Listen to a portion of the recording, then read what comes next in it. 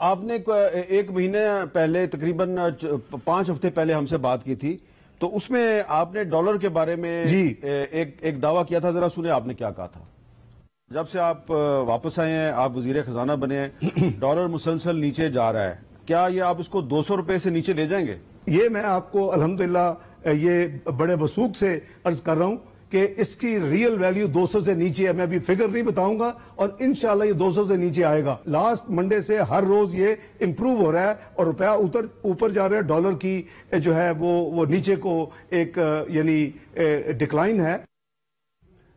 جی ڈار صاحب، اب آپ کا کیا خیال ہے کہ ابھی بھی آپ کو لگتا ہے کہ ڈالر 200 روپے سے نیچے آئے گا؟ میں عرض کرتا ہوں میر صاحب، دیکھیں ہمیں سچی بات کرنی چاہیے. میں سمجھتا ہوں کہ یہ ایک تو یہ ہے کہ جو اس کی ریل ویلیو ہے، میں پھر ریپیٹ کر رہا ہوں کہ اس کی 200 سے کم ہے. میں آپ کو ایک ایگزیکٹ نمبر کیلکولیٹڈ بتا دوں، اس کی 190 کے قریب ہونی چاہیے.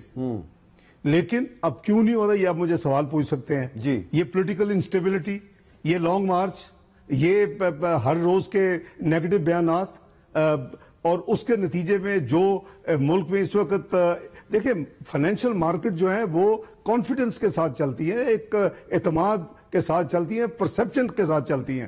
50% جو ہے تمام دنیا کی موومنٹس اس بیسس پہ ہوتی ہیں. باقی ریئل آپ کے جو اکنامک انڈیکیٹرز ہیں وہ ساری چیزیں ہیں. بھئی ہم پوری طرح اس کے لیے اپنی دن رات محنت کر رہے ہیں کہ اس تمام چیزوں کو ہم سیدھے راستے پہ واپس لائیں جو انہوں نے بالکل لینڈ مائن بچھا کے چلے گئے. ساورن کمٹمنٹس کی پاکستان کے بہاف پہ دوسرے ملکوں کے اداروں کے ساتھ آئے میں پھر دوسروں کے ساتھ اس کو نہ صرف امپلیمنٹ نہیں کیا، اس کو ریورس کر دیا. وہ ساری قیمت ہم نے ادا کی اور اس کی بہت بھاری پولیٹیکل پرائز پے ہو چکی ہے.